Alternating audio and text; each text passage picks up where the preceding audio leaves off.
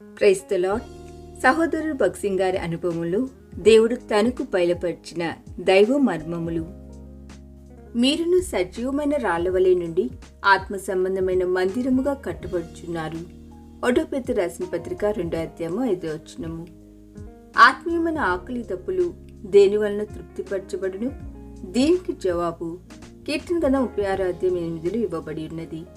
నీ మందిరం యొక్క సమృద్ధి వలన వారు సంతృప్తి నొందుచున్నారు. దేవుని ప్రజలు దేవుని మందిరమునకు వచ్చినప్పుడే పూర్ణ తృప్తి నొందుచున్నారు. దేవుని మందిరము అనగా ఇటుకలతోనూ రాళ్లతోనూ కట్టబడిన ఒక భవనము కాదని ఇదివరకే చెప్పి ఉంటిమి. చేతులతో నిర్మించబడిన కట్టడము ఏది దేవుని యొక్క ఆత్మీయ మందిరం కాజాలదు. ఒకటో పేతురు రాసిన పత్రిక 2:5 బట్టి చూడగా, మనమే దేవుని మందిరమగుటకు చేర్చబడవలసిన సజీవమైన రాళ్లవలె నున్నాము.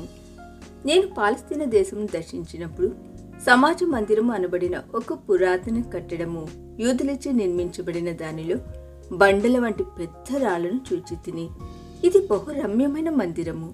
ఒక చిన్న రాయి తీసుకుని గోడలోని పెద్ద రాళ్లలో నొకదానిని కొట్టినేరేలా మధురమైన స్వరము వచ్చును. ఒక హార్మోనియం వలె ఒక్కొక్క రాతికి ప్రత్యేకమైన స్వరం ఒకటి కలదు. ఈ రాళ్లను ఏ విధముగా పగలగొట్టి తయారు చేసిరో ఈనాటికి ఎవరునూ కనిపెట్టలేదు. ఎంతో దూరం నుండి ఈ రాళ్లను చూచుటకు జనులు వచ్చెదరు. ఆ మధుర స్వరములు వినుటకై వాటిని తట్టుదురు. ఈ రీతిగానే నీవు తిరిగి జన్మించినప్పుడు ప్రభువైన యేసుక్రీస్తు యొక్క సజీవమైన రాయిగా నగుదువు.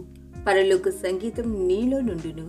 ప్రజలు మనలను శపించనిమ్ము, కొట్టనిమ్ము, హింసించనిమ్ము, మనలను గురించి చెడు మాటలు చెప్పనిమ్ము. ఆయనను ప్రభు నిన్ను దీవించును కాక. ఇంతకంటే ఎక్కువగా సంతోషింపచేసి నిన్ను క్షమించునుగాక అని చెప్పగలము.